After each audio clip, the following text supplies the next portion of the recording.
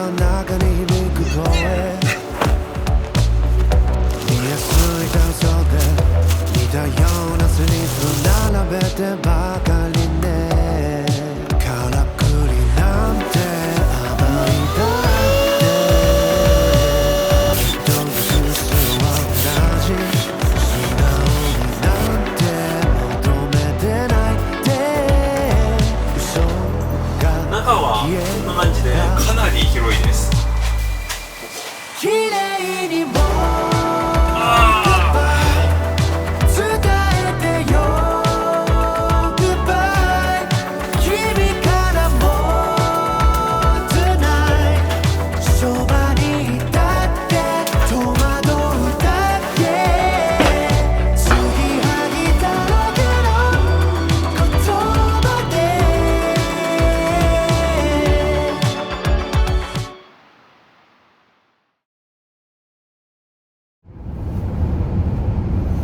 皆さんこんにちは、安らぎです。今日も動画をご視聴いただきありがとうございます。本日は1月15日水曜日で、ただいまの時刻はだいたい12時ちょっと過ぎぐらいです。で、今日は初めてなんですけれども、ソロキャンプで2泊3日のキャンプに出かけようかなっていうふうに思っています。今までソロの時にはいつも1泊2日がデフォルトだったんですけれども、今日はちょっと時間ができたので2泊3日チャレンジしてみようかなと思って今向かってます。じゃあ今日も楽しいキャンプにしていきましょう。そうですね、今回もぜひ楽しいキャンプにしていきましょう。何しろ僕も2泊3日のソロキャンプは今回が初めてなので、どういう感じになるのかドキドキするっていうか、すごい楽しみです。さて日本には様々なタイプのキャンプサイトがありますよね。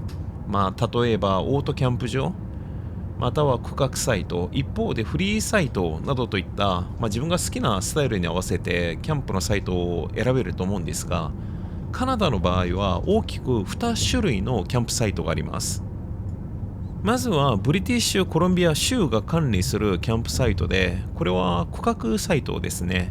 もうあらかじめ決められたスペースがあって、そこの中でキャンプをするっていうスタイルで、基本的にトイレ、駐車場、あとファイヤーピットなどが設備されていて、水道やシャワーの施設も利用できます。一方、レクレーションサイトっていうのがあって、州の森林の中に点在するよりワイルドなキャンプスポットです。多くは無料、またはすごい安い料金で利用できて、本当に基本的な施設だけですね。例えばテーブルとかファイヤーピット、トイレのみで整っています。もうそろそろ着くはずです。そう、今から向かっているキャンプサイトは後者にあたるレクレーションキャンプサイトです。着きました。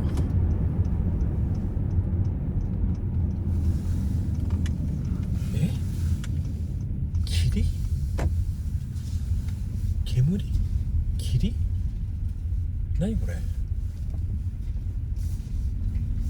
霧ってこんな低いところにありましたっけ？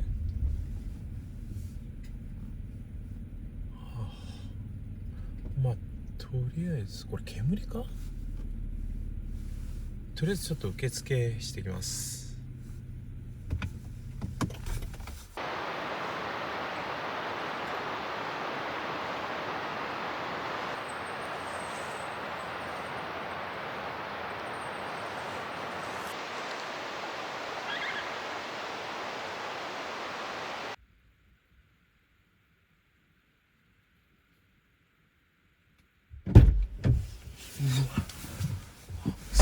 寒っ。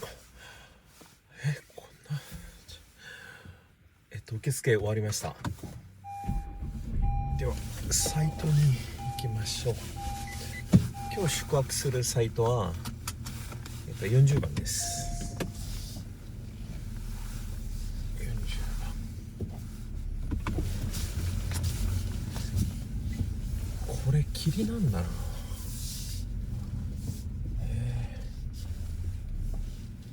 こんな近くで霧見たのは初めてかもしれない。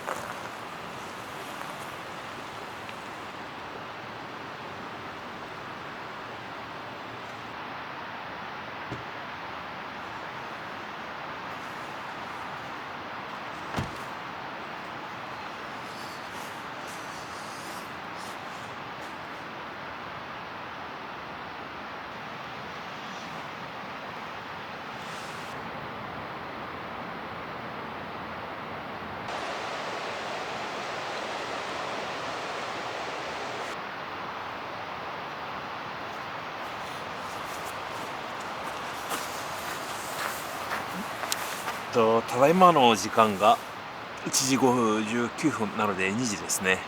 じゃあ今から早速エアテントの設営をしたいと思います。じゃああとは詳しい説明お願いします。はい、了解です。テントに関する説明引き継ぎますよ。さて今回使用するテントですが RBM アウトドアーズから発売されたクーギーエアーテントです。皆さんこのテント何キログラムだと思いますか？当ててみてください。なんと66キログラムです。めちゃくちゃ重い。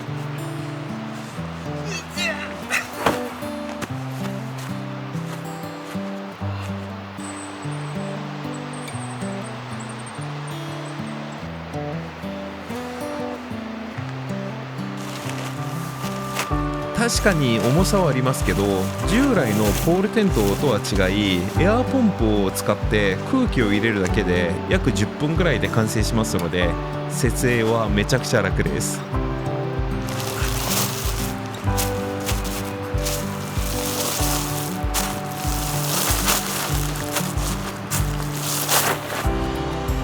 なお防水や防腐性能に優れたオックスフォード生地が採用されているので夏は涼しく冬はしっかり保温してくれる優れたエアーフレームテントです。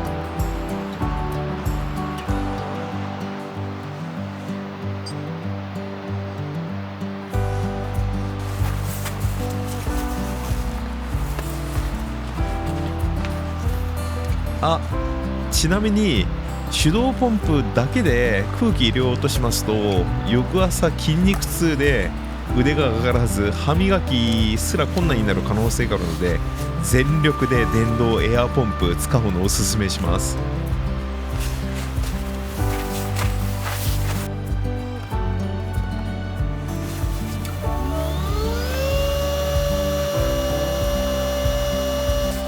このエアーテントを購入した時に手動エアポンプも一緒についてきたので私の場合は電動とあと手動のエアポンプで同時に空気を入れるのでだいたい5分ぐらいでテントは立ち上がります。ですので気持ち的に設営がめちゃくちゃ楽なんですよね。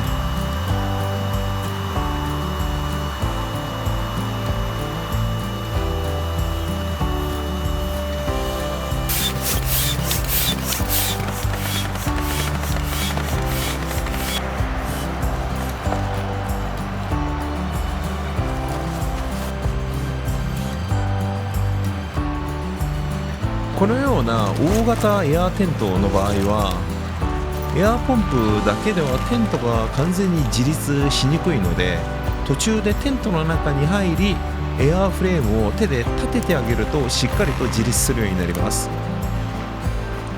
皆さんどうですか？日本のキャンプ場でこのようなエアーテントを使っている方って見かけたことあります？日本では珍しいかもしれませんが韓国では最近このエアテントものすごい流行ってるんですよね。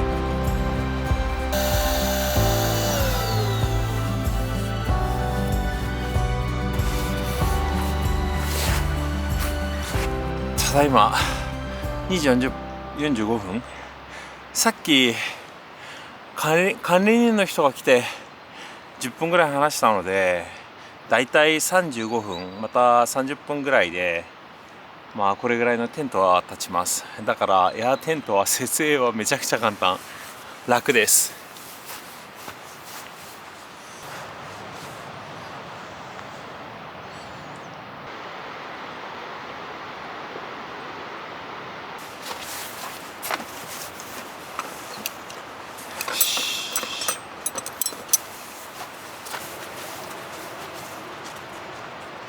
はい、テントが自立したら四隅をペグダウンして設営は完了です。ちなみにこんなふかふかの芝生にペグを打ち込む瞬間が最高に気持ちいいんですよね。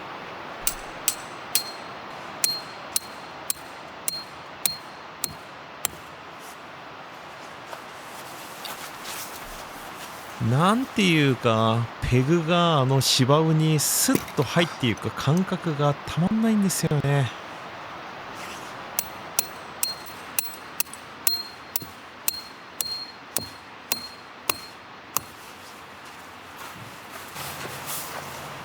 このオックスフォード生地ってしっかりとした厚みがありながら通気性が確保されるので、夏は涼しく冬は暖かい、快適な空間を作り出してくれます。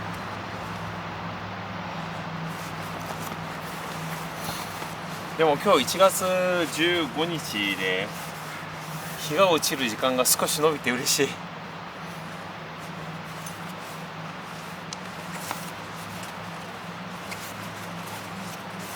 5時ぐらいかな。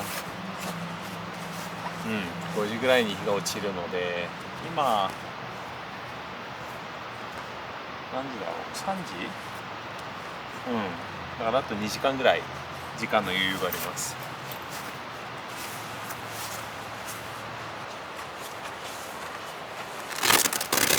エアーテントの短所は重量が重いだけで、設営とかは風入れるだけなんで気持ち的にすごい楽です。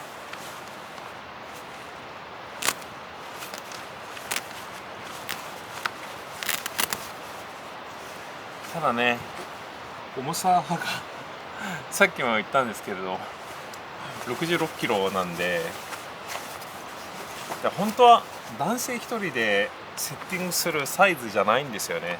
僕は YouTube の撮影でカメラ持っていろいろ動きたいので、基本的に狭いテントってあんまり使わないんですけど、でも66キロでも慣れれば平気です。そうだ、とりあえずテントのセッティングが終わったので、ちょっと簡単にこれがどういうテントなのか、その仕様について、テントのスペックとかデザインとか中身とかちょっと皆さんに紹介しますね。まず壁側についている窓はさっき見たやつ1つ、あと2つ3つで、正面正面のやつはドアだから12345個ありますね。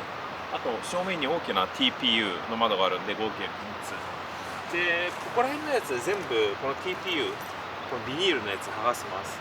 であとメッシュにすることもできるんで、夏場になるとメッシュとかにしておくと結構涼しく過ごせます。あとここ天井のところにも TPU の窓がこっちとあと逆側今もう一つついているので、夜になったら星空とか、あと雨が降った時は一応雨が見えたりします。ただガラスみたいに透明に透き通って見えるわけではないので、若干ぼやけますけど、一応外の雰囲気は見えます。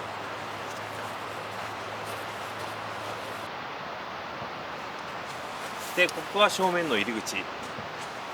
ちなみにここ開いてるところほどくと、こういう風に逆側も下ろして完全に閉めることもできます。だから寝る時とかはこれを下ろして閉めて寝たり。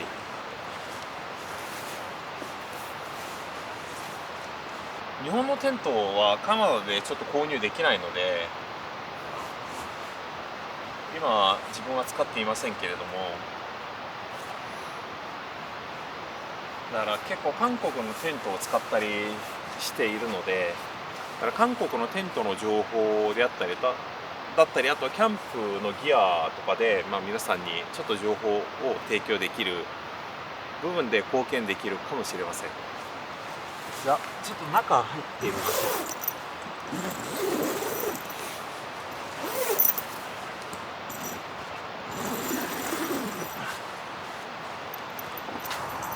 う。中はこんな感じでかなり広いです。で、10人使えるテントです。ただ10人っていうのは寝袋をこっちに5個、1、2、3、4、5でこっちに5個で10なんですけど、そういう泊まり方ってしないと思うんで、大体ここが寝室で、あとここをリビングにするみたいな感じで、4人とかで使ったらすごい広いスペースを使います。そしてここがジャックストーブなので、ここで薪ストーブも炊けます。後で夜に、薪ストーブ設置したいと思います。そして最後にさっき外でお見せした天井側にある2つの窓をお見せしますね。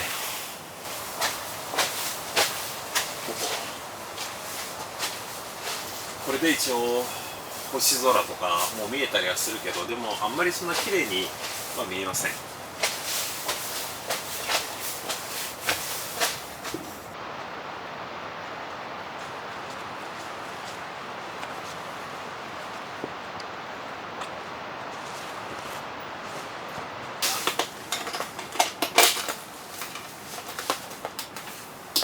キャンプでも熟睡を求めるならエアーマットレスが個人的には一択な気がするんですが、皆さんはどう思いますか？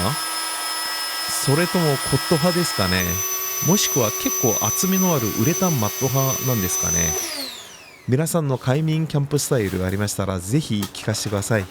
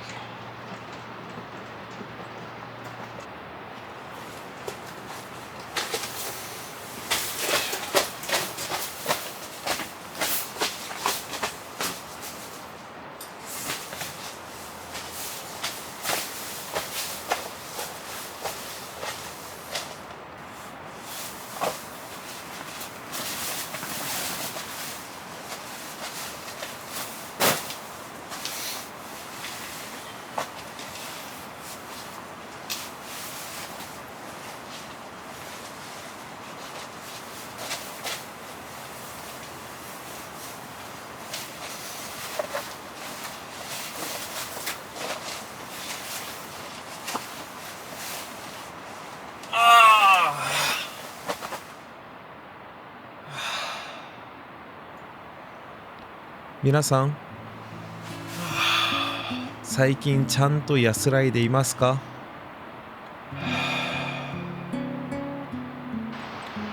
日々の忙しさに追われて深く息をつく瞬間とか忘れていませんか？今こうしてテントの中で大の字になって横たわっていると、普通の生活では気づかないことに気づくんですよね。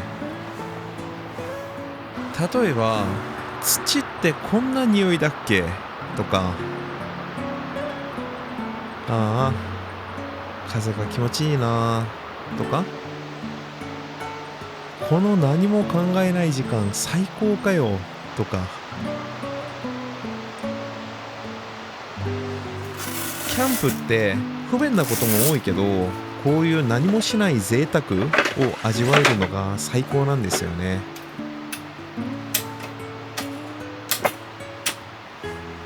ですので皆さんにも一息ついて安らいでくださいねっていうメッセージを送りたいです。ほら、安らぎって意外とすぐそばにあるかもしれません。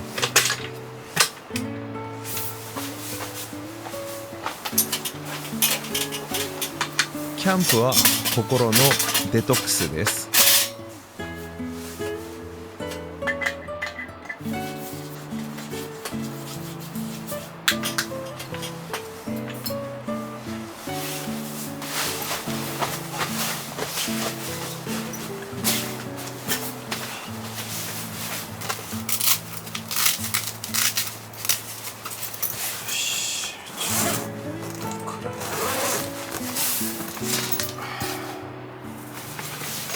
気につけるか。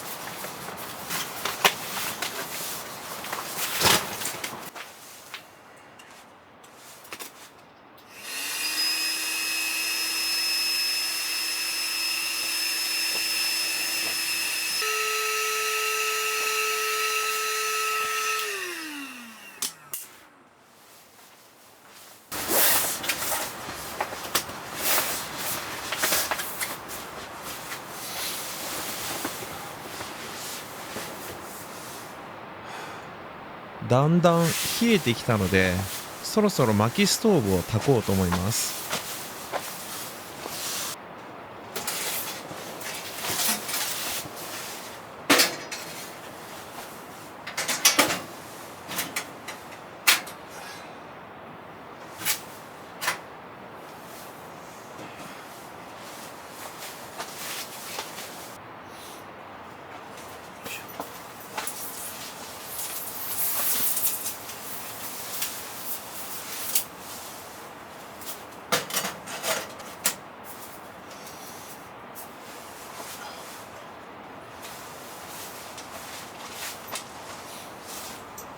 あと思う存分薪を焚けるように大量の薪もしっかり準備してきました。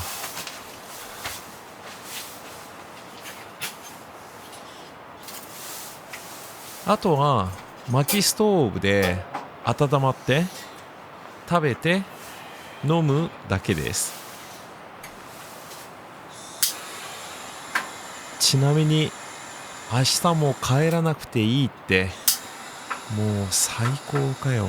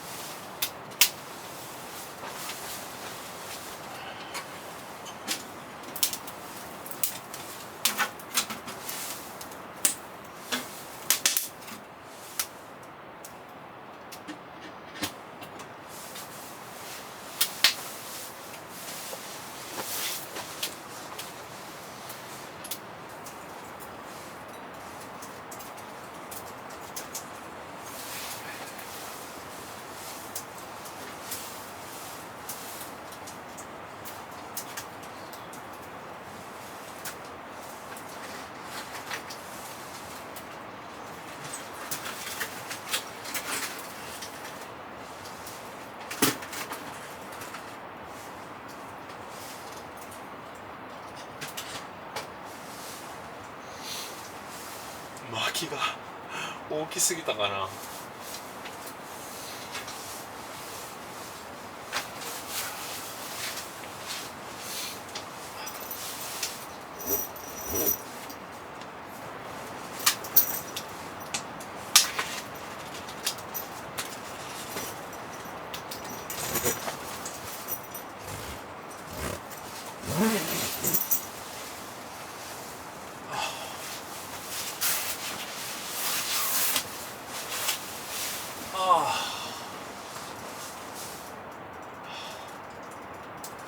熱っ。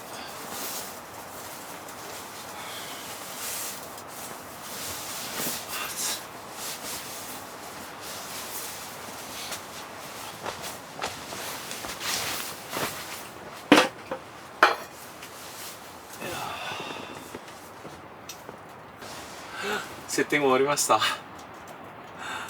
時間かかりすぎる。現在の時間はこの間あんま見えなかったからな。5時58分。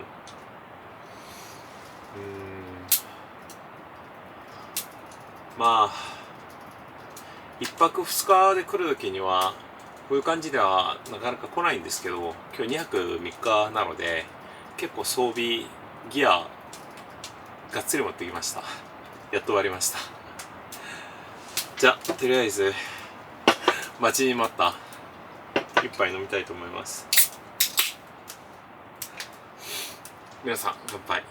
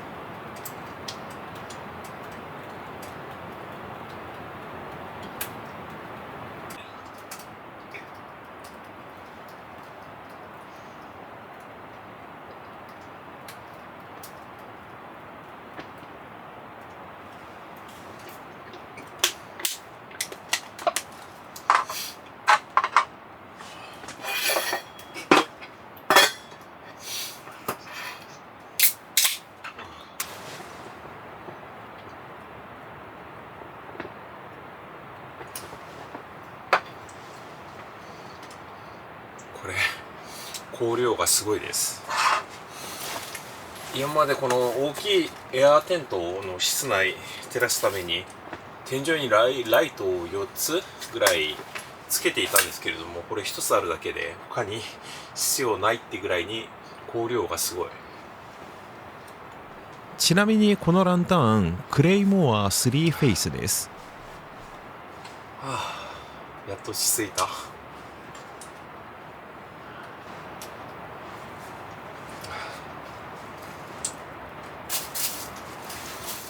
じゃあ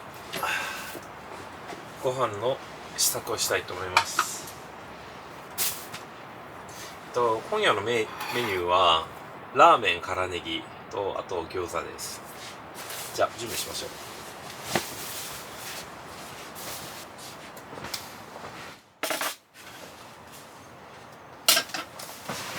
う。うわ、お腹すいた。はい、食べよう。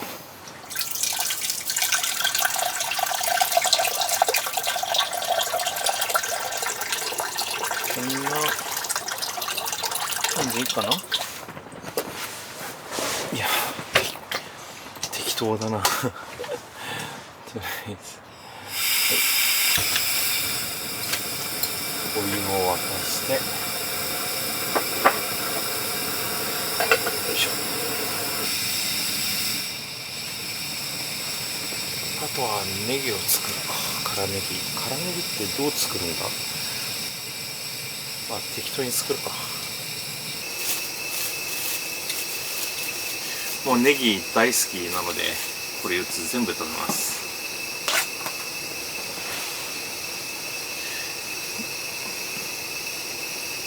これってこういう感じでいいのかな。いやラーメン辛ネギ作ったこと他ないんだよな。まあ適当でいっか。キャンプ来て食べるご飯って何でも美味しいんで、はい、適当に作ります。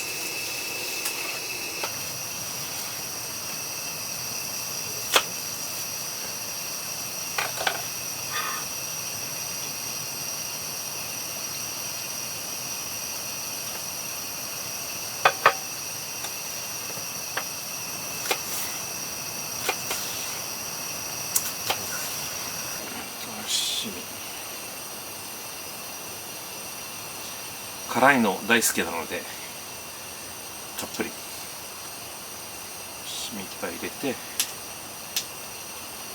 あとは MSG を少し入れて、でラー油も入れる。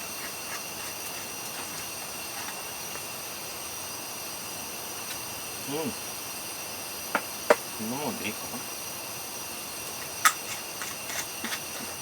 醤油は入れるのかわ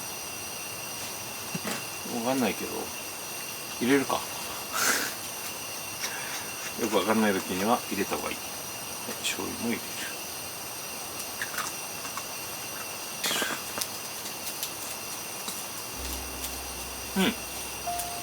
ぽい。なんかラーメン屋行った時にこういう感じのやつ出てきた。匂いもそうなんか近いぞ。味は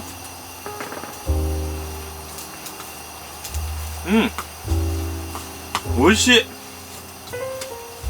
めちゃくちゃうまいじゃん。美味しい美味しい。よし、次はラーメンを作りましょう。熱っ。よし、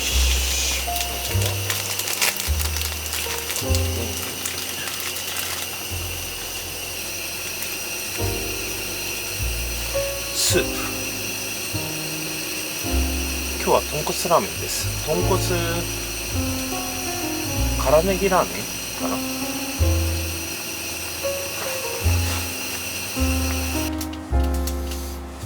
いしょ。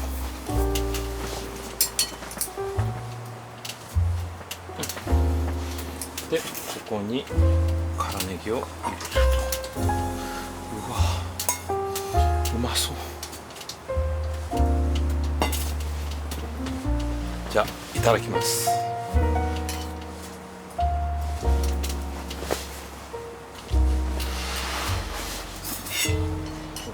れどんな味がするの？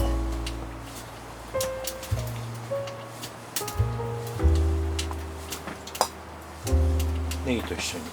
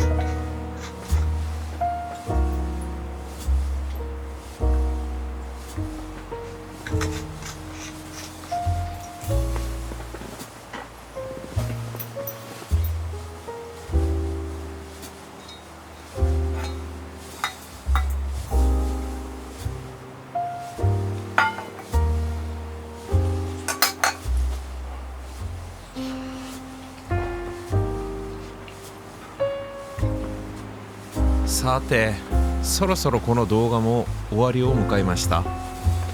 次回の動画は朝の静けさの中でゆったりとコーヒーを飲んだり、午後はただのんびりとくつろいだり、夜にはまた美味しい料理を作って食べる動画などをお届けする予定です。皆さん次回もぜひ一緒にのんびりしにいらっしゃってください。動画最後までご視聴いただきありがとうございました。